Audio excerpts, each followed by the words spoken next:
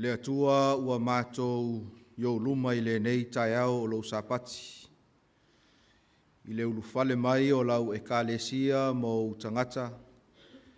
Mātou te whaitapua inga whaatasi I laloifo le nei malu. Mātou te tatalo I le anganga o lau fio. Ia e whaamanuia mai I le nei tāpua inga. Whaamanuia I le whaafonga mai a lo nuu. O lau ekalesia I totono maota malawa. So se tasi o lo mātou mafuta whaatasi I lunga upenga ta whailang. Iai leanga le lei o lau fio. I lau lava sua whapele Yesu o mātou tatalo atua nei. Amen.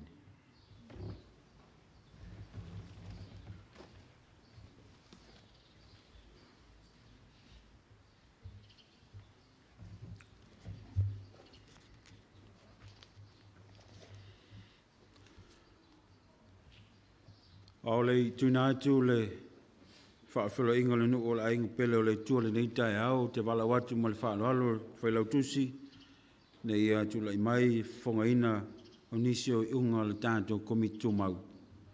Unga le tātou Failautusi whaafte telak.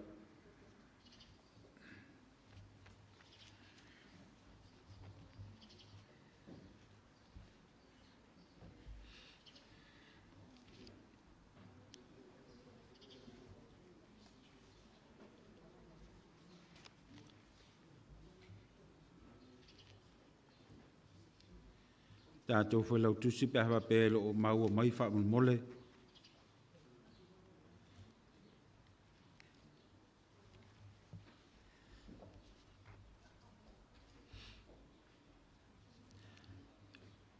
Sai me lava le tātou tāpo ingam na tolo pisi le tātou Failautusi.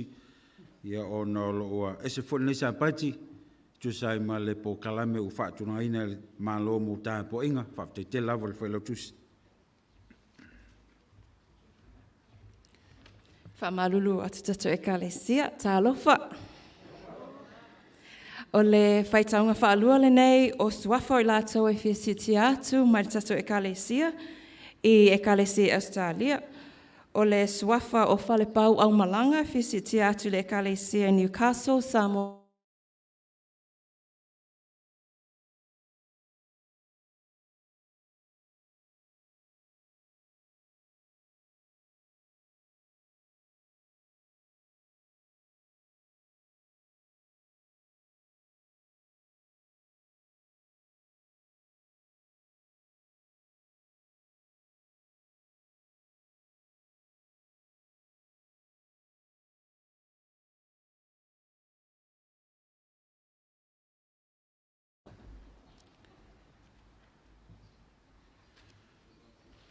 Pau te te lava le tātou Failautusi mo whonga ina nisio I ngā whono le tātou komitu mau. E nisio tō whinga pe o na whonga ina I o tātia whoi mo le sāpaiti a sau mo lona toi whonga alo ia. Tālawha le kālesia pele le tō nei tai au. Manatu ese whoi le nei sāpaiti mana nei tai au le ulufal mai o le ainga pele o le tua. Mai o te fia whaitau inai nisi o soa whaitau, le whiompa ia le tua te imuai le tātou Sauniga ma le tātou tāpo inga. Tusi o salamo whamai le whamtalanga tāwita le salamo se laurua sifunu ma le lua. Na au fia ina o wanatou whaimai a te au. Tātou te o le Failauga. Ielo se le mai, e tutu o mātou vai o whai tutoa. Ia iai le manuia I te tono o pā, o le manuia I te tono o mauta. O le Failauga lo tātou atua o te ala, o te sa ili ai le manuia mai a te ia. O nisi ia o upu masa awhiwhinga le whaisalamo tāwita na ia pese ai, whai mai le whamtalanga o le fia I le Failauga. Manatu le nei tai au e whapenala ngona o le nuu ma le ainga pele o le tua le nei fwoi sāpati. Mai e upo e masani ai lo tātou watunuu e whapea. E tele aso ai le lau aso. Telefo tai ao a le lau tai ao. Ai tau talaso le so. Awa ua pa ia ma ua mata no nofo le malu ta pua o le tua le nei tai ao. I le e mai, lana tai mai o lo nuu o lana i kala sia pele le nei tai ao le sapati. Awa o lea ua mane e mai le ngalu fuli a wha. E le pa ia ma le loloa o le kala sia ma le whanau pele le tua o tele aso. Tele taimi e le onwhai o na mafuta lo na nuu ma le ainga pele o le tua lo na malu ta puai. Mai lava i maunga tele, se o i maunga iti, se toi tangata, se toi utai o le kala sia mai o tātou tamā matina mātutua. A inga te tasi, le malosi lau talvau tama tene se o tau alo mā tātou whanau. E vea lo leo e whai mafonga le au nā le tua le tātou tōna nisa pati. Mai se le sunga le taina tali o mātou te ofa lo whantu. Ma whatalo whantu le mamalu tele o le tātou i kāle sia ma le ainga pele o le tua le nei tai au. Tā alofa lava. Manatu wa umi na yaso o le umwhai o na mafuta le tō tele o le tātou i kāle sia o na o le pōse lilo. O le pui ngal saunga le mu mai tulanga yei wha mai i aro da fia ai tātou le nei vai taimi. Ai tātou te vi ia ma whaafteia le lofa ma le anga lei o le tua le nei tai au māta ngō fie. O vāwai antu suro le tino i le lalata i mai o le ainga pele o le tua le nei tai au. E ui lava e nau tātou wholau mai le tātou whai ngā malanga i le nei tausanga i se malanga umi. Ai tātou te whaaftai le tua o whaapenana mo moli mai lo tau soi fua le nei mamao.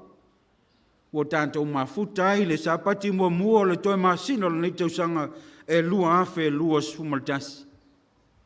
Tātou te vi ia ma whaaftai ai pea le lofa ma le anga le leita i tai o le tua. Whaafela i antu nisi o tātou soa malo o e on whaina ase si mai ma mafuta mai le nei tai au. Whaafela i antu ma le nganga whaaloalo i antu to uma. Nisi o le kale sia tātou ainga, wau me masani no whaina mai mo mai lunga o penga so te inga le nei tai o le sapati. Mātou te whaatana whātu.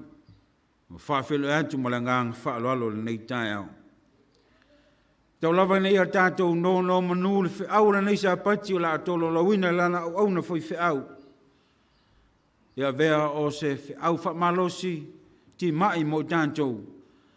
Awa ngai antu le tātou savalinga.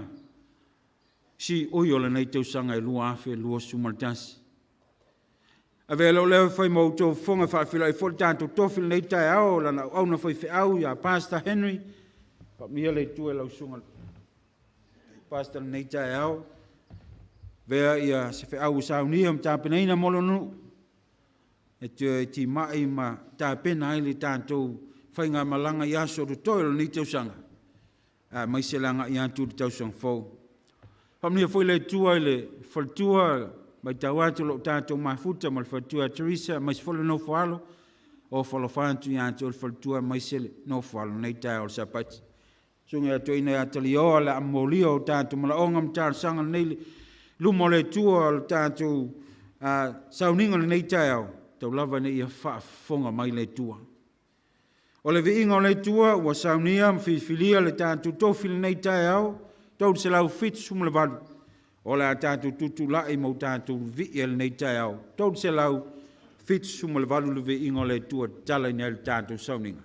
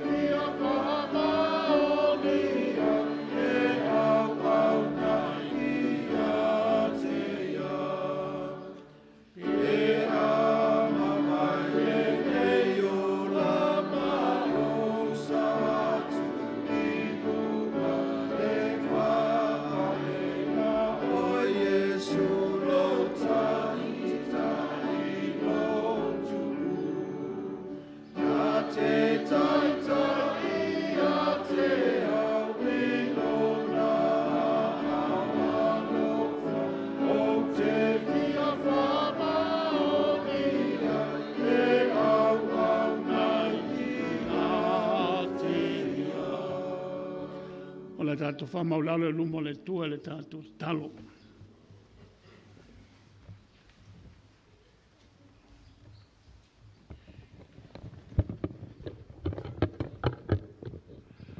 Yo wa awelo mātua tua sinsiri e se. Nela foi taelo sa patia a whaifo ma punu atu lau nu. Mo moli atu lo mātua nganga whawhatai ma le whamanu. Le whanetanga e lau fio le tua no lo walofa. Ma le tuia i pei mātou se o mai fole nei tae ao sa pat pa ia. Whawhatai lau puipuinga. Whapena e lunga o lo nu mai mātou umalawa. Whaela mātou whataunina le mātou Sauniga O Le Lauga ele nei tae ao. Tere whawhitauli na mātou savaria mai le vai aso. Whengai foi mātou whamai o lo iai le vai taimi le atua. Peitai, lo malutia lo nu o ao lofa. Whapeon whaena mātou tau nu mai lo manu. Whataunu ina e mātou Sauniga. Whawtaina e malutia ma puipuia e mātou le atua. Tele o aso sa le whaila whatau nua mātou Sauniga whapenei. Peitai nei tai ao mātou te whawtai tele le atua. Ono leo tau nuu la mātou whamoe moe.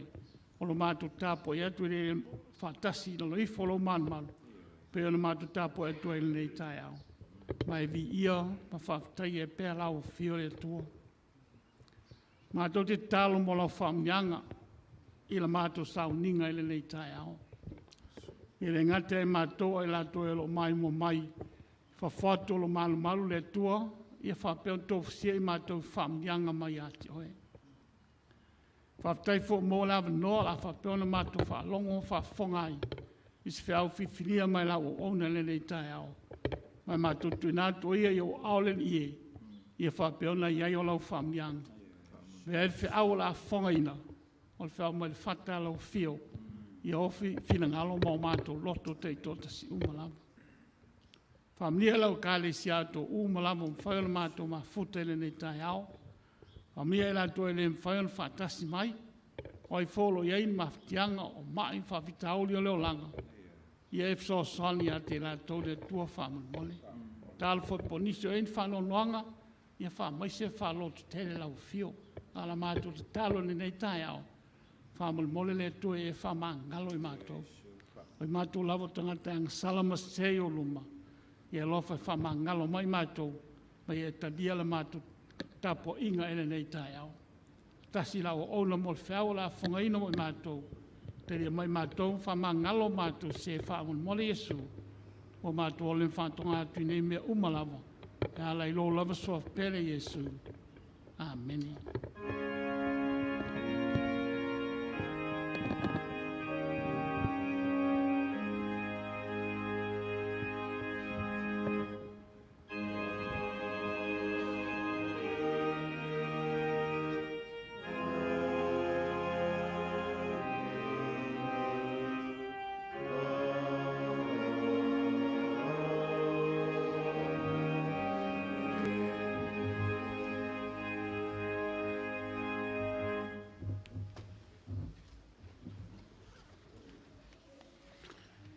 Ola sunga te akona sume mole. Whama poino tātou taulanga tō ma tātou sua.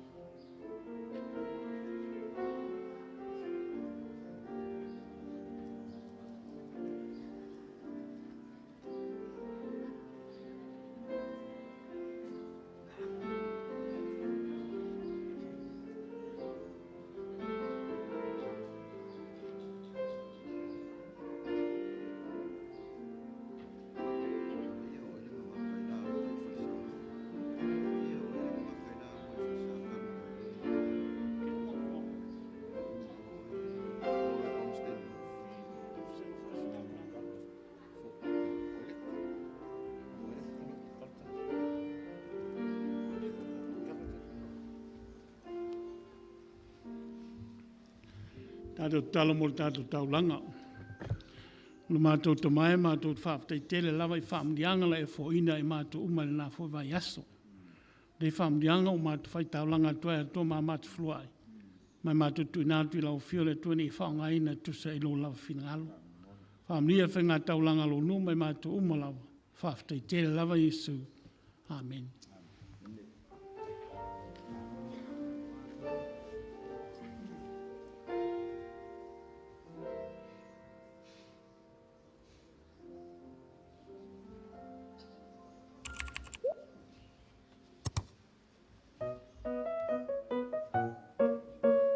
Failauga, my name is Brooke Susala, and today's story is about Jesus' crucifixion.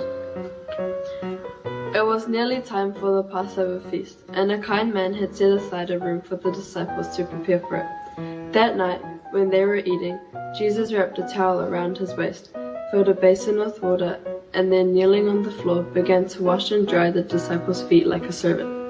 The disciples were speechless, but when he knelt before Simon Peter, the disciple protested, "Lord, you mustn't wash my feet." Jesus replied gently, "You don't understand what I am doing, but later it will become clear to you." Jesus had washed their feet like a servant, so that they could learn to do the same for one another. But Jesus knew he would soon have to leave his friends. He was sad and troubled. "Soon one of you will betray me," he said. The disciples looked at one another in shock.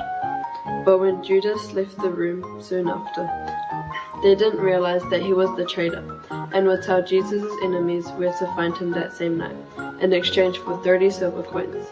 Then Jesus handed around bread to represent his body, and wine to represent his blood, before telling them he would soon leave them. Simon Peter cried out, "But Lord, why can't I follow you? I would gladly lay down my life for you." "Would you, my friend?" asked Jesus gently. "And yet you will disown me 3 times before the rooster crows." Peter was horrified. He didn't believe that could ever happen. Jesus had been praying quietly in the Garden of Gethsemane, while his friends slept, when a crowd of armed people burst into the garden. At the head of them was Judas. He had brought them here to arrest Jesus. Peter struck out with his sword, but Jesus stopped him, and he allowed the soldiers to arrest him. "I am the one you have come to find," he said quietly. "Let the others go. You had no need to come here with swords and clubs." When the disciples realized that Jesus was going to allow himself to be taken prisoner, they fled in fear and despair. Simon Peter followed the soldiers to a courtyard where he waited miserably, along with the guards warming themselves at the fire.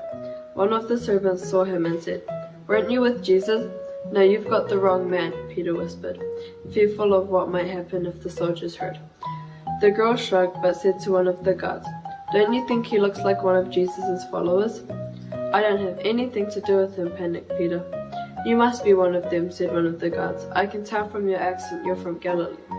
"I swear I've never met him," cried Peter, just as a rooster crowed. Then Peter remembered what Jesus had said and wept in dismay. Jesus had been betrayed. He had been captured by Roman soldiers and sentenced to death. They had whipped him and put a crown of thorns on his head, and had made him carry a heavy wooden cross up to the top of the hill. There they nailed his hands and feet to a cross and put up a sign saying, "Jesus of Nazareth, King of the Jews." As they raised the cross, Jesus cried, "Father, forgive them. They don't know what they are doing."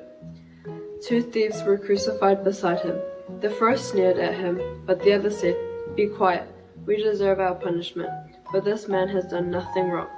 Then he turned to Jesus and said, "Please remember me when you come into your kingdom." And Jesus promised he would be with him that day in paradise. The priests and Pharisees taunted him. "If you come down from the cross now, we'll believe in you," they mocked. At midday, a shadow passed across the sun and darkness fell. At 3 o'clock in the afternoon, Jesus cried out in a loud voice, "My God, why have you forsaken me?" Then he gave a great cry, "It is finished." And with these words, he gave up his spirit. When the Roman soldiers felt the ground move beneath their feet, and saw how Jesus passed away, they were deeply shaken. "Surely he was the Son of God," whispered one in amazement. Jesus' body was placed in a tomb, blocked by a large stone and guarded by soldiers. When Mary Magdalene and some other women went to anoint the body as they came near the tomb, the earth shook. The guards were thrown to the ground, and the women saw that the stone had been rolled away. And inside the tomb stood an angel. The terrified women fell to their knees, but the angel said, "Why are you looking for the living among the dead? He is not here, he is risen." So the women hurried away to tell the disciples the amazing news. But Mary Magdalene came back later alone. As she wept, she heard footsteps, and a man asked, "Why are you crying? Who are you looking for?" Thinking this must be the gardener, she begged, "Sir, if you have moved him, please tell me where he is, and I will get him." The man only spoke her name, Mary, but she recognized that clear, gentle voice. She gasped and reached out. But Jesus said, "Do not hold on to me, for I have not yet ascended to my Father. Go and tell the others." Then Mary rushed off with the wonderful news. Pafitail Fafonga Manuel Sapati.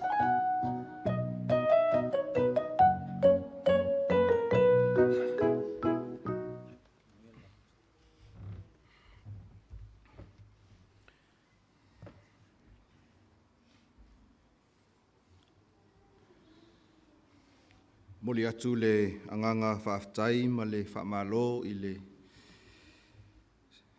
ia Brooke Suisala ia o le sa whengai ai ma le tala le whanau ia o le alo e whaasino ia tiakono ia Sydney ia ma le whalitua ia Jairi whaaftai i le whaongaina o tātou whanau ia wafo i le momoli na mai ia o nei tala whaaltuspa ia e so soani le soifua whaaleanganga whanau ale kalesia. O te toe ofalofa atu ma whaatalofa atu i le paia ma le mamalu o le tātou e kalesia i le taiau nei, tālofa lava. Whaaftai le sunga ia manu taala mo le whaafeiloinga, whaaftai a foi le sunga le toina ia talioa, ia lea sa momoli atu ia manaonga o le kalesia, ia e maise o tātou tangata i luma o le atua. Manatu o le nei tai ao o se tai ao e ese. E ese mai lava talu mai le sapati aso se fulma le wha o Iulai, pe a whai e sao le mafaufau i le toi whaafoi nei tua, o aso mafutanga ale e kalesia. O le sapati muli lea sa mawhai ai o na o mai uma le kalesia, so se tasi e a mata lava mai lava i le au mātutua, se ia o lava i a tātou whanawiti. Peitai o le nei tai ao o lea whato a toi maua le nei o se feilo inga, whape nei ale e kalesia. Mai e le tuua i lalo i a le nganga o le talia fia ma le talia whaapitoa, ia o lo o tau paia ma lo o tau mamalu, nai o tātou tamā matina mātutua, ia a maise le loa o le tātou māwhtanga, i le neitai au o le sapati o le atua. E le whangaloina fo'i o na whaatalofa atu, i a inga o wō mai masani o lo o maimo mai, i lunga o upenga o so tainga, o loo tautua atuai ia le kalesia sofito le toia fio mai, Wellington e Samoa i Porirua nei, New Zealand. Ia o loo whaongaina atuai nei au aunanga, ia e tātou te mafuta ai i lea sapati, ma lea sapati, pe a o i teimi o tāpua inga. Wha o loo mafuta mai, o le a mauai se whaasilinga malosi, mai a fionga paia le atua, ia awa le tātou whai ngā malanga, i le nei fo i taimi o le tausanga. O le sapati le nei o le sapati mua o le masina o te sema. Masina muli o le tausanga lua afe, lua se fulu maletasi. Praise the Lord. Vi ia le anga le lei ma le alofa o le atua. E ui lava ua afe moe ia le whainga malanga, anisi o le tātou e kalesia o poutu, o toa o le tala lelei, sa lātou au maia le nei ngā luenga mai lona amatanga, ia ai le tuu ailo tātou anganga whaafetai ma le anganga whaamalo, e fo i lea i le atua soifua. O ia o le atua e ou le mana ma le malosi umalava. O ia o le atua e uilava ina mamau, le mea o loo a fio ai, ai e mawhai o na lata mai i le tangata tāpuai ma le tangata whaatuatua i le atua. O le whailoa inga le ka le sia i le taiau nei, e manatua i nisi o whailoa inga i to tonu o le tuspaia.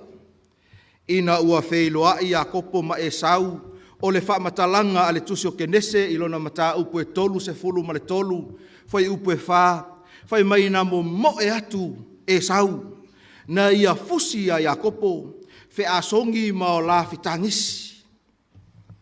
Le whailo inga Iosefa ma o na uso e te maua le kenese wha se fulu ma le lima, whai mai le whaamatalanga le tuspaia, sa matua i tangi leo tele Iosefa, mai whai mai na langona uma e ai kupito, e o lava i le ainga o Farao, na o lato la ngona ina ia le leo o Iosefa, o ni whailoa inga e tūlanga ese. O whailoa inga wha le uso, e ele manatu le kalesia ma le ainga pele a le atua, e wha pēnā la tātou whailoa inga i le taiau nei. Ua tātou whailoa i ai ma o tātou uso e kalesia, ua loa ia aso ma masina o tātou valavala ai. Pe a whai e te manatua e pe a ma le wha masina a toa. Talu ona le toe mafuta whaatasi le ekalesia. E ui lava sa maua avanoa. E ulu fale mai ai o tātou tamā matina mātutua. E tāpua i lalo ifo le malu o le atua. Ia ai o le tai au le nei. Ia ua iai fo i suinga o le tātou mafutanga. O lea ua vaai ai nisi o tātou talavou, ia whaapea fo'i nai o tātou whanawiti. Mai whaapitai ai i le atua, awa o le mea moni lava, o awa noa whaapenei o ni awa noa whaapitoa, o ni awa noa whaauro, mai o te whaitawina le nei awa noa, o se awa noa ua tuina mai e le atua, e mafuta i le ekalesia po o le ainga o le atua, awa o le mea moni lava le ekalesia ma le tātou au fia, o se awa noa e fōlinga mai, e le o manino ma mautinoa nisi awa noa whapenei i le lumanai, ona o le nei, o loo whaatupula ia pea, ia le whaamai o loo iai lo tātou lalolangi. Sa tātou a mata mai i le COVID se fulu ma le iwa. Sa wai sui loa i le Delta variant. A o lea foi ua maua i le whaalongo atu. O lea foi ua iai le isi suinga. Lea foi e foli mai i le Omicron variant. Matua i tele nei tu a inga ingoa. O le nei whaamai. Whai mai le tala se tasi o au o. O loo nofo i Australia na mātala noa i le vaiaso na te nei. Ua whaisi vave tele o na upgrade le whaamai. Ta ilo foi le iPhone, le Samsung, ma ia i tu a inga teknolosi o lo tātou whaangaina i ona pōnei, pe maua le sawa o le upgrade ina, o le virus lea o lo sau nei. E le o se tau whaafefe, la uo i le nei tai au, ai o le lui le tai au nei, ma le mai tau atu, i le soifuanga ma le ta'avilinga o le lalolangi o lo e soifua ma o uolai. Ua o i le taimi e tatau ai o na e hailunga o tātou ulu. Ua o i le taimi e tatau ai o na o tātou matai tuina. Le tūlanga o le lalolangi o lo o tātou iai nei. E tā uala ia te au le avanoa le nei. Awa o le avanoa fo i le nei. E fo linga mai ai, e tā ua i le maafutanga a le ekalesia, ai o se avanoa, e toe tilo ma toe vaava ai, e toe sila ai le ekalesia ma ona tangata, i le tūlanga o whaangaioinga, ma le a ngai luma o le ngā luenga le atua i le lumanai. O te whaafitaia, taitai o matanga luenga, ma o lātou komiti o le tausanga fou lua afe lua sefulu ma le lua. Pe a ma le lua vai aso talu ai, sa fono ai le komiti tu mau o le tausanga lua afe lua sefulu ma le lua tausanga fou, ma whaatu langa ai le kālena ale e kālesia i ana poloka la me whai ma fuafuanga whaata atitia, mo le tausanga o loo lumanai nei. Mai o le mea moni ua toe oseana, o na tau nuu leo le tātou whai ngā malanga, i le whaai ungo le nei tausanga, ia e tātou wā ngai atu, i le lua afe, lua sefulu ma le lua, e iei le manatu le kālesia ma le ainga pele le tua, na o le atua lava nate silafia le lumanai. Ai o le tatalo ale e kālesia ma tangata whaatuatua, ina ia whaataunuina i le manuia, fuafuanga uma ma poloka lame, ua whaatulanga e ona taitai. Tai au nei o te fia whaongaina le awanoa lea, ua toi fo mai ai le tātou e kālesia, e whaamanatu ai nisi o waainga le tuspaia, i le tātou au nanga mo le atua, o le au whaia le tātou tatalo. Le atua ia e whaau pengaina lau au auna, ia e whaongaina au a fionga paia, ia e whaamawhanawhana ai i o mātou loto, ma ia e au mai ai le mālosi a toa, e mātou te tautua ai ma au aunai oe i le nei taimi o le soifuanga ma le olanga. Whaamanuia i le whaafonga lo nuu, i le suafo Iesu, amene. E maua ia le matua o le tātou, au i le tusio e Peru, a olona whai upu e se fulu. Mata upu e se fulu, a olona whai upu e lua se fulu ma le wha. Ai whai maile au tū, ua wha au tū ina ai, se au wha malosi, mo oe le tangata e kālesia, ma au nei le tangata tāpuai i le atua. Whai mai ai e whapea, ia tātou mānatunatu. Let us consider. Ia tātou mānatunatu. E Peru e se fulu, alona whai upu e lua se fulu ma le wha, o le mau au tū lea, o le tātou whaasoa i le tai au nei, e whapea lona whaitawina. Ia tātou mānatunatu fo i le tasi, ina ia tau whaatupu ai le alofa male ngaluenga le lei. Toe whaafonga, ia tātou mānatunatu fo i le tasi, ina ia tau whaatupu ai le alofa male ngaluenga le lei. E iai isi whaalili unga, o le maule nei e tāua ia te au. E whaamoe foi e mawhai o na tatala ai ia lo silafia ma lo uiloa. Ai se i feta lai tu sao mai le atua mo oe maau i le tai au nei. Tāua i o whaaliliunga ia i to tonu lava o le tuspa ia. Whaaliliunga ese e tātou te maitawina. Whai mai le whaaliliunga ua whaingoina. O le King James Version e whaapea lona whaitawina. And let us consider one another to provoke unto love and to good works. Manaya. O le whaaliliunga o le New King James Version e whaapea. And let us consider one another in order to stir up love and good works. O le whaaliunga o le tuspaia lea e tāua o le New Living Translation.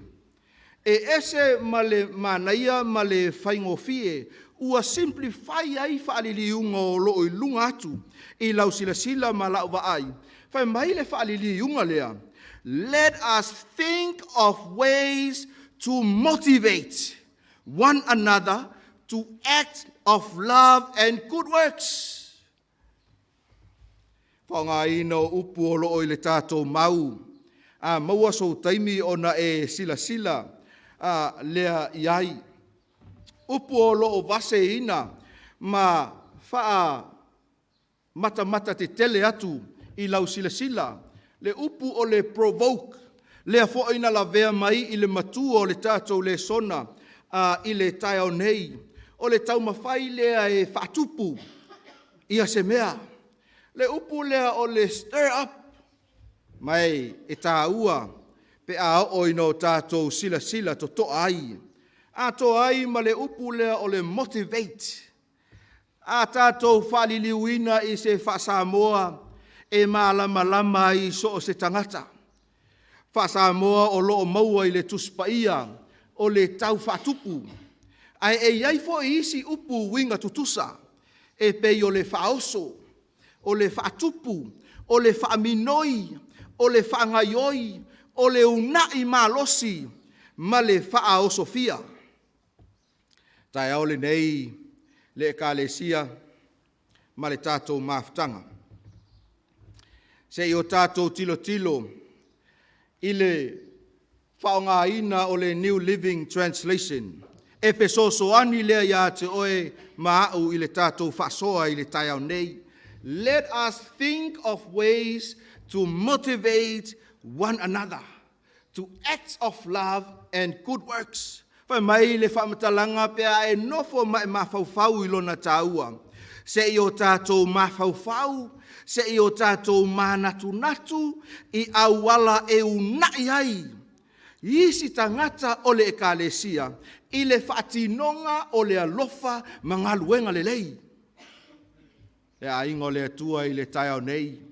O le awa noa ua toe momoli mai ai e le atua, lo soifua ma lo ola. I lalo ifo le nei malu tāpuai. O le awa noa ua au mai, ina ia toe o mai ai le ekalesia i ona tāpua inga masani. Ina ia toe sila ma toe tangatangai. Ina ia iaidi au wala whaapitoa. E unai ai e le isi tangata ekalesia, i ngaluenga alofa ma ngaluenga le lei. Amene. Whamoe, e le o se awanoa tau lava ina i o tātou wo mai ai. Ina i o tātou Failauga i le tasi. Ai o se awanoa whaapitoa. Ua tātou poto mai ai. Se i toe tō manatu le ekalesia. Se i toe sa ili awala e whaoso fia hai ma langalanga ai fina ngalo. Manatu tāua i le whaafoina o le ngaluenga le atua. Mo le tausanga lua afe, lua se fulu ma le lua. I le whengainga tuai tātou te maua ai, o le atua e tele lava ina a matamea i le whaatinoina o lona fina ngalo alofa. Lea tātou te auina i le tātou suenga o le kuata le nei. Ai e iai foi ia se mana onga ale atua e whaao ngā ai le tangata. Pe a o ina fina ngalo ai o ia. Na te whaao sofia ai le tangata talitonu ia teia. Ma ia au mai ai o na luma. Ma whaapoto mai ai le nuu po o le kalesia. O na whaatino ai lea o se ngai o inga. E whaatupu ai se mea. E whaangai oi ai se fuafuanga. E whaatulanga ai ia se mana onga o le atua. E pei o le nei le kalesia. Ina ua fina ngalo le atua e ave ese mailo na nuu mai ai kupito. O le whaamatalanga le tuspaia. O le tala ua tātou masani ai. Na whaao ngā ai e le atua lana au na mose. Na whaao sofia e le atua le nei au na tāua. Ina ia whai ma se tasi e ngā lue mo ia e whaao la ina mailo na nuu. Mai le mea sa nofo polonga ai. Mai le tusi o lo tātou su ina nei, i le kuata le nei, le tusi o te nome. Tātou te mau ai, o lo whaonga ina i lava e le atua mose, e unai malosi, e motivate, e provoke, e stir up, ia langona mawhina ngalo le nuu. Ina ia whaonga ina ai i lātou, pe ao lātou tau nuu, i kanana. Unai malosi ai, ma tā pena ai le nuu. I vaenga uma e tatau ai, ai le i ulu fale atu i le nuu o le folfolanga. E iai le manatu tā ua i le tai au nei, le ekalesia. O taimi whapenei, o taimi whapenei, o awa noa whapenei, ua tuina mai e lea tua. Ina ia whaao Sofia ai fina ngalo malangona o le ekalesia. Ina ia o tātou ngā lulue ai mo ia, ai le ia fio mai o ia. Ina ua fina ngalo lea tua, e whaasau ina mailo na nuu mai lea au malosi o mitiana. Sa whaatino e lea tua se whaatino ngā winga ese le taimi o kitiona, i le whaamasino e fitu. Maua so taimi toe whaitau ma e toe wa ai ai. Ao le tai ao le nei, whao ngā ina e lea tua le ekalesia maona tangata. Ina ia ngā lulue whaatasi mo le manuia o le ngā luenga. Se i tātou tangata ngai i le mau au tū o le tātou whiau, whaamalosi i le nei tai au. Le e peru mata upe se fulu, a o lona foi upe lua se fulu, ma le wha, lea sa tātou whaitawina i le amatanga, ia tātou mānatu-natu. Fo i le tasi, ina ia tau whaatupu ai le alofa, ma le ngā luenga le lei. E iai ia vaenga ua moli mauina, i le tūlanga e ese ai le i tūpāo ta māma le i tūpāo tina, e tele lava. A o vaenga lea sa o tau mawhai e pru, ia mawha maonia, ia lona sa o le lei, lua vai aso talu ai. O au ele masani no ualu e whai mato shopping. Whaatau fo lea le ainga. Masani ele awali ia male awali ile alala mai lalo. Ai le masani lano o whai le vaenga lea. Ai lua vai aso talu ai.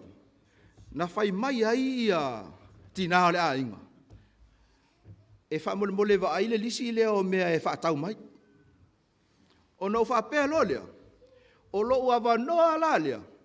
E tau el vaenga lea. O le whainga tonu a lea o mea tau whaatau.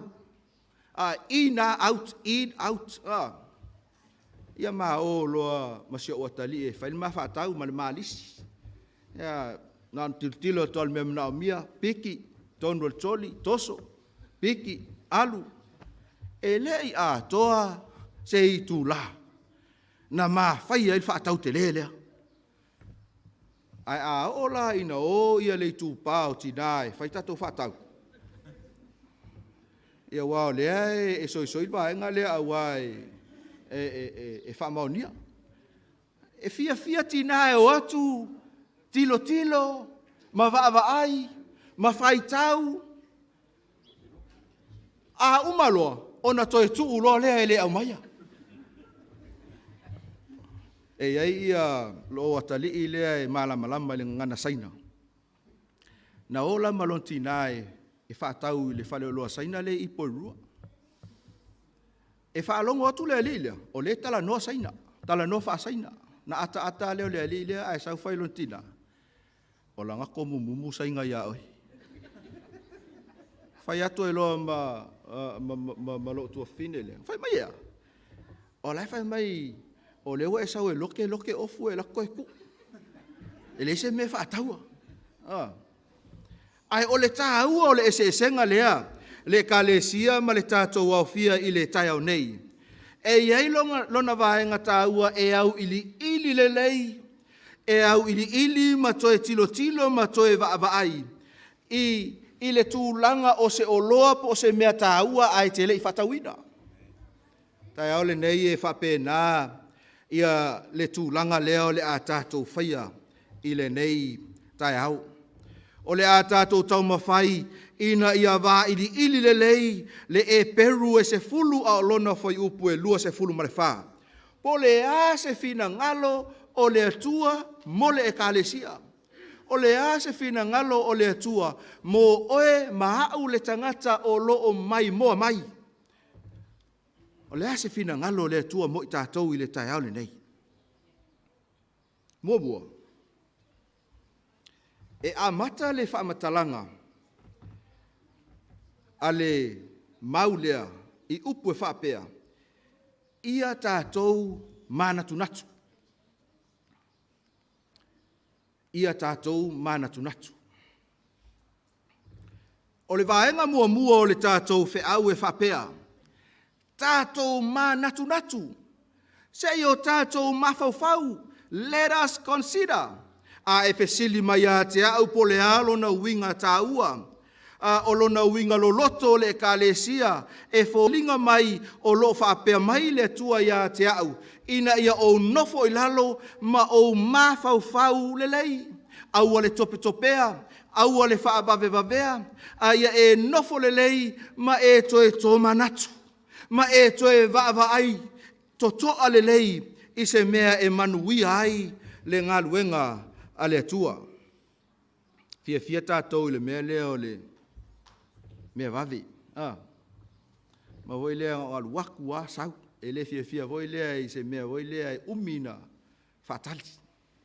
A le fina ngalo le atua, e ao o nau tātou mawhauwhau le lei, mānatunatu le lei, po le a ia se vaenga tāua e fia tuina mai e le atua mo i tātou. Tau te sila fia. E fina ngalo le atua ina ia alu le tangata, ina ia soifua maola i le olanga le nei. Ala ia le mafua anga e ola. Amene. E le fina ngalo le atua le tangata, e soifua whaatala le, e alu e au noa ma se tapasa, e au noa ma se mea e tau lai ai lana va ai, i le lumanai ma le ngaluenga a le atua. A whai e whapena ia le tangata, tautua i le atua. E iei se mea e sini ai, o le mea mauti noa lava, e manuia. Awa peo le te sini e tauna umal tausanga le nei, ua maua se 5 afe tono lau bank account. Ai e te fia lava e te aluma e whatau i whale oloa, in and out, i le tele o taimi, o le fisili, e maua sau 5 afe lau bank account. E maua e lan mumu. Ia pele maua fo. Ai o le tangata e iailo na sini, ma whaatulanga le lei, o le tangata e nofo i lalo ma natu le lei. Ai sea, leanga o le fina ngalo le nao le tua mo soo se tangata. I le mua le korinito alona mta upo iwa. O loo tusi ai e le apostolo Paulo, ia upu whapenei, pe a whaio manino i lau sila. E mawhai ona e whai tau whaatasi mau, whai mai whamtalanga a le apostolo Paulo, tau te leiloa ea, o e tau sini o i le alatanu, e tau sini o uma i la tau, a e maua le tau i e le toatasi, ia whapea o no o tau sini o, ina ia o tau maua, o i la tau uma o e whai aingofie e whai whaatatau i mea umalava, o i lātou fo'i ua lātou whapea ina ia maua le pale palangofie, a o i tātou ina ia maua le pale e le palalava. Whai mai le whai upu e lua suma le ono nai pito i lalo. O au nei fo'i ua whapea o na o momoe e le ma le whaale tonu. Ua whapea o na o tui e le pei o se tui e le matangi. Whai mai le whaamatalanga ale apostolo Paulo le kalesia mo i tātou i le tai au nei, ai e te le i alu e te tamoe, ai e te le i tausini o, ai e te le i whaia lava se isi mea, e ao o na tuu a toa i ai lou mawhauwhau. E ao na e natu le lei, e ao o na whaatulanga le lei, po o au mea e tatau o na ai, e fua i lau ngā ioinga o le a whaia nei, mo le tangata tamoe. Po o le tangata koleni, malama i niso i tātou, o loo whapena, o no lātou whaia pēa, ia le mea le nei o le soifua malolo ina, ma le wha malo stino. Ai au i le tangata whapea, o na ia nofo le lei lalo, ma ia mawhauwhau, ma natu le lei. Tau te sila fia. Personal trainer, ma iai, i le teimile nei. O le lātou fesili mua lea e fesilia il tangata pe a filifili. E alu atu. O le a ia whaia se polo kalame. o le soifua maloloina ma le faamalositino. Fai mai le fesili. Tell us your why. Why are you doing this? O le a se mafuaanga te le, o le a e fai ai le mele nei. O na e manatu lato, e tatau o no tātou iloa mo tātou mautinoa. E tatau o no tātou manatu natu, ma mafau le lei. Po o le a le mafuanga, o le a tātou fai ai le melea. E le tio al tusia e peru fai mai, let us consider. Se i o tātou toe manatu natu. Se i o tātou toe whaatūlanga. Se i o tātou toe vaava ai totoa. I le tūlanga o la tātou sāvalinga. E le ngata i to tonu o le ekalesia. Ai whaapea fo i le sāvalinga a le tangata lava ia. Lua, e tā ua fo i to tonu o le e peru mata upo se fulu. Fo i upu e lua se fulu ma le wha. Ia le tūlanga lea o lo tātou wha oso fiaina. Our motivation. Now, e se au tātou tala noa i le melea. I to tonu o le ekalesia. Ai tau te sila fia. O le isi lea vaenga tā ua. E ao ona sila fia e le tangata. Le iai le upu lea o loo whaali liu wina mai. I le New King James Version. O le stir up. O le tau mawhai fo lea e unai malosi. E whaanga ioi ma wha o Sofia ia le langona o le tangata. E tau tua ai ma au ai i le atua. O le mea lea o le wha o Sofia. O le mea lea e mawhai ai o na e ngai oi. Motivation gets us moving. E le mawhai ona e alu whaise mea. Pea wha pea e le unai malosi. Pe le o wha o Sofia foi ia lou langona, lou fina ngalo mo tātou loto. Ina ia whaatino ai se mea e fina ngalo ai le atua. Le kalesia ma le ainga o le atua.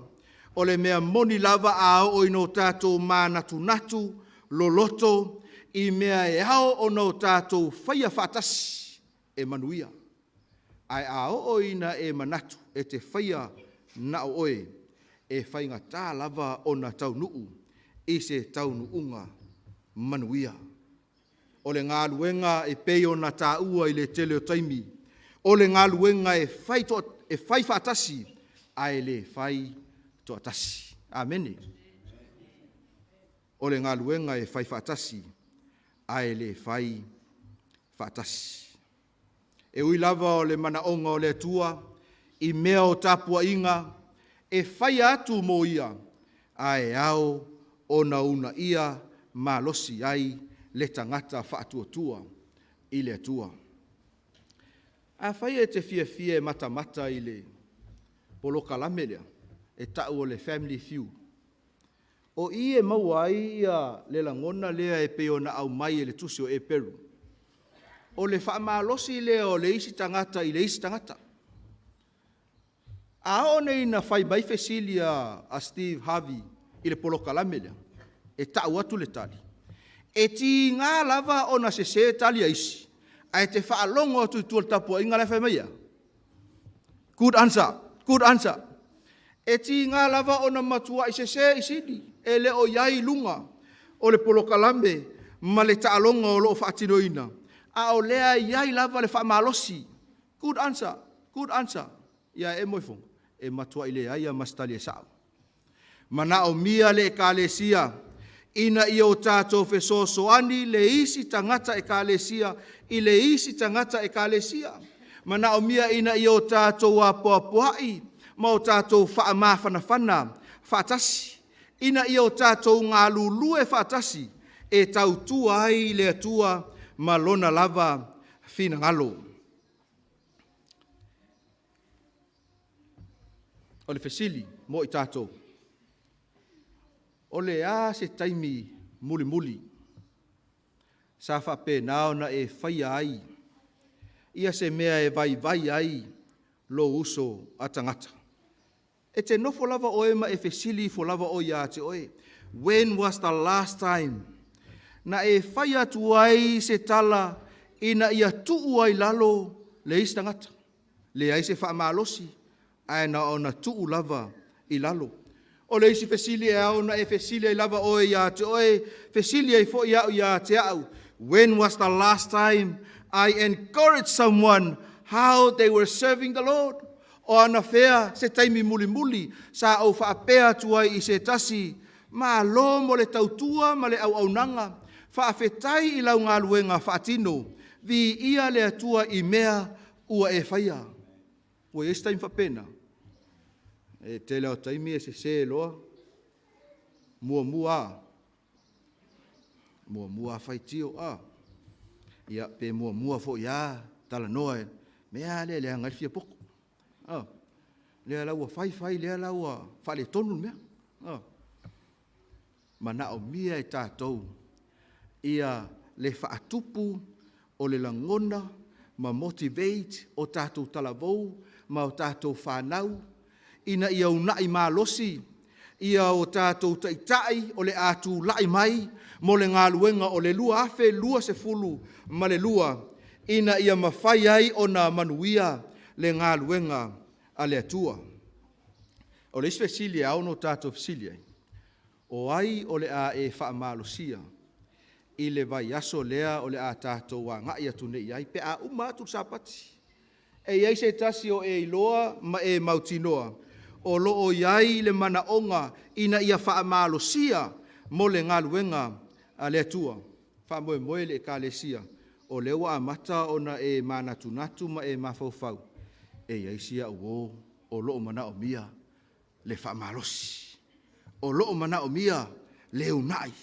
O loo mana o mia ia le fesosoani e au ona o tātou fesosoani atuai. Wahenga lona tolu. O mea uma ia sa tātou tala noa I le amatanga. Mea lea ina I o tātou mānatunatu ma mafaufau le lei. O le mea lea o lo fesosoani ina ia wha malosi ia le isi tangata e kālesia ma le isi tangata whaatuatua. Pai mai le wahenga lona tolu. E iai la lo tātou whaawau. Amene. E le teitei tupu. E le teitei e halu e whaamalosi lo uso. E le teitei e halu e anga le lei le isangata. E iai lona mafuanga. Ona e iai le ua e whaawau iai oai. E le ai se isi. E pei o Yesu. Au e te whaawau mai le whaife au. Amene. Au fo e te whaawau I le toina. Po ai lava. Ai o le tātou whaataita I ngā sili ma le whaawau I mea le lei uma o le olanga le nei. O Yesu, o Yesu, o Yesu lava e tuatasi. Let us consider. Whamai ina I o tātou mānatu le lei I awala. Ina ia o tātou whaamalosi ai. Motivate ai. Le tangata tautua I le atua. O le upu lea o lo o whaongaina I le tātou mau. Ia le upu lea o le alofa. E sau mai le upu e leni e whapea o le akapei. Mai o le winga lo loto le upu lea o le alofa foi lea e le whaatua o ia. O le alofa e le whaapito. O le alofa e ofo I natu, e whaamua I isi tangata ai leo oi. Sa tātou whaasoa nel tātou le sona mo tātou mauti noa. E mana tua mea sa e whaia, amene. E te mana tua e oe ia. Ai eini au mea na whai, mafuanga wholina a oi na tala noa. Ia ai keua se akuskarangoanga I se mea voile na e whaia. Ia na e whapero la ia. O lo utaimi tonu ana na matua I tumu al matu utolvo. O lo utaimi tonu fo iana na matua I yola ai le kālesia. Aisea, la fo la te mana tua e oe ia a oe mele leina whai. E te leo mana tua mele leina whai e isi tangata. O le alofa la lea e tatau ono tātou whaataitai e ia Yesu. O le alofa lea e tā ua o le akapei. O le alofa e le whaatua o ia. O le alofa e sili atu isi nailo ia. Le alofa lea leo lo tautala ia ile Ioane mata upe sfuma le tolu. Aolona fai upe tolu sfuma le faa. Male fai upe tolu sfuma le lima. Se o tatou fai tau faatasi pe a fai o manino e lau sila sila fai tau. O le polo inga fou o te tu atu ai a te o tou. Ia o tou fe alofani. Fa apei ona o walofa atu ia te o tou. Ia fe alofani fo i o tou. O le mea lea e iloa e tangata umalaba. O uso o tou. Pe a fai ua o tou fe alofani. O le mafua anga le ekalesia e te alofa i le istangata leanga ua e faataitai i le alofa a Yesu Keriso. Ua avea o ia ma lo tātou whaaoao. O ia o lo tātou whaaonga sili i le o langa ma le soifuanga le nei. Ai tō te silafia. O le alofa lea o lo tala noa ai ia Ioane i le tusi sa tātou whaitauina. E le o se mea fau. O le mea na maafua mai lava i le taimi o le atua i le amatanga. Lea fo ia moli mauina e le muamua. Le Ioane mata upe tolu. A lona foi upe sfuma le tasi. Fai mai a wā o le poloa inga le nei ua o tou whaalongo longo iai. Talu mai lea. Talu mai le amatanga. Ia o tou whealofani. E le fau. E le fau. O le mea na whaatu langa i le atua. I le fina ngalo o le atua. Ina ia momoli mai i tangata whaatu atua. E ao o no tātou manatu natu lo loto iai. Tā ua fo i whamtalanga o lotu sia le momoli o ane tolu. No whai upo lua sumale tolu. Whai mai o le nei fo i lana polo inga. Ia tātou whaatu atua i le suafa o lona alo o Yesu Keriso. Ma ia tātou whealofani. Whaapei o na tuina mai e ia o le poloa inga, iai tātou ioi. E le i sau Yesu sui, na sau Yesu whaau au. I lona taimi. Mo mole o ane wha o lona whai upu e sfumaritasi, le au pele, a whai ua whaapea o na lofa mai o le atua ia te i tātou, e tatau ai, o na tātou whealofani. A whai e whaapele a lofa mai o le atua ia te oema. A me le te tau ai ono tātou whaaso atu. Le nā lofa. Ua ia lofa mai ai. Ia te i tātou. Le lofa lea leo lo tautala iai. Le mua mua le korinito alo nam tā upo e sfuma le tolu. Whai mai whaamtalanga a le tuspa ia. Se o tātou whai tau whaatas. E ono sai le lofa. E anga malu. E le losi losi le alofa, e le mita mita vale le alofa, e le whaafeteina, e le a mio mātanga, e le sa ilia e ia na lava mea, e le whaaita ita ngofie, e le tu ina atu indisi le leanga, e le fia fia i le a mio leanga, ai fia fia i le whaamaoni, e ufi ufi mea uma, e talitonu i mea uma, e whaamoe moe i mea uma, e ono sai mea uma, e le uma le alofa. Le alofa le nā o Yesu, e au ono tātou whaataitai ai. Le alofa whai mai e tele na wā. Po le alava lo tātou se sema lo tātou to ilalo, e matua i tele na wā. Vaenga muli muli. A whai o le alofa lea, whai mai. O le a la lo tātou whaawinga ina, o le alofa lea. O le ala lona whaatinonga. Le kalesia ma le ainga o le atua. E whaai u whaamatalanga ale e peru mata upe se fulu whai upe lua se fulu ma le wha. I upu i e whaapea ngaluenga le lei. E whaao sofia le tangata ina ia atautua ma au auna i le alofa ma ngaluenga le lei. Mai tau mai le au pele i le tai au nei, o te le o tala noa atu i le whaolatanga, e whaatatau i le mea lea, ina i mea hane fo i wahalu se isi ma whaapea, ina i o tātou whaia ngaluenga le lei, tātou te maua ai le whaolatanga Yesu Keriso, le ai, o ngaluenga le lei o lo o tau tala i ai, ia le tuspa ia, o lo o tau tala i ai le tusio e peru, o ngā luenga e fua mai ona o le olanga whatuatua. A lea na moli mau i ai.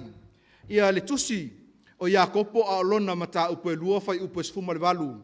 Se o tātou fai tau whātas fai tau.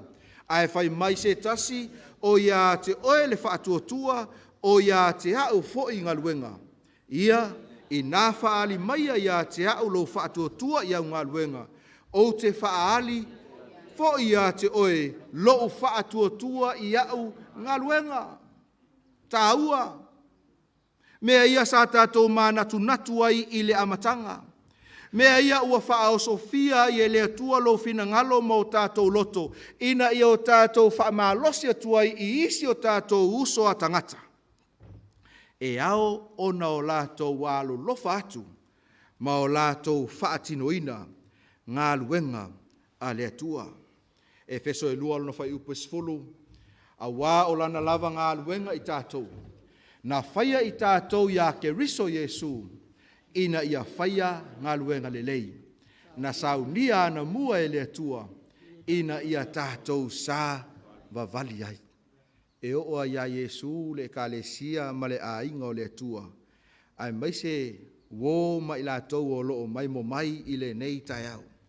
E fina ngalo lea tua, ina ia o tātou tautua ma o tātou whaia ngā luenga lelei. Pe a o ina nofo ke riso i to tonu ia te oe mahau. I le tusi o tito, sa tusi ai e le apostolo Paulo nisi o whaatonunga ma tima inga.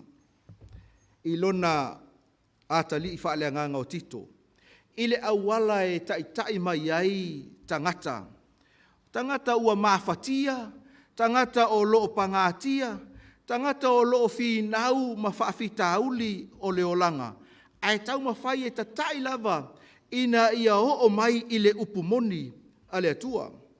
Tusi e loa lea e Paulo i le mata upu e tolu. Ia nisi o upu tāua lava.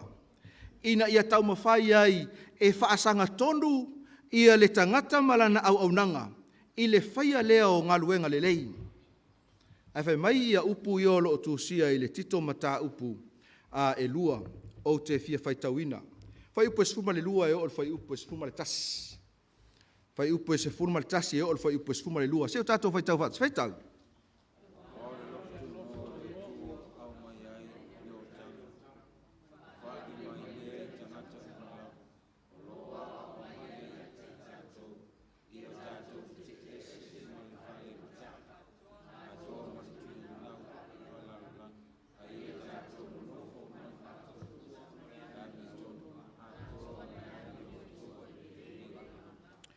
Le kalesia ma le ainga o le tua. Pe a oino tātou mānatu natu i a fionga le tua, pe a oino tātou whaamalosi ma o tātou whaaohao i a Yesu Keriso. E whai ngō fie o nau tātou sāva vali ma muli a te ia, e pei o nā apuapuai le apostolo Paulo i a tito. O le a se lui mo oe mau i le tai au nei. Ao tātou maua le awanoa, tātou te o mai ai, tātou te mafuta ai, tātou te poto mai ai, i to tonu o le malu tāpuai o le atua. E ao ia te i tātou ono tātou mānatu natu loloto. O le a se awala e whaatu langa ai le ngā luenga le atua. Ina i o tātou wo atu ai i le lumanai male manuia. Ua saunia e le atua. Ai ai se mea e au o no tātou manatua i le taiau nei. I o tātou manatua, upu sa a mata i le tātou fe au i le taiau nei. I o tātou manatu, fo i le tasi, ina ia tau whaatupu ai le alofa ma le ngaluenga le lei. I le suafo Yesu. Amen.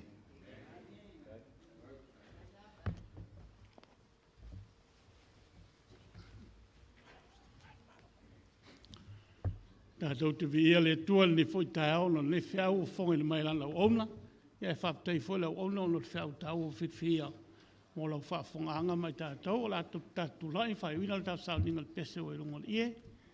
Mai al tāu Sauniga whamun mole e mana o mea tātou whamuli mai mō tātou whorwhoranga.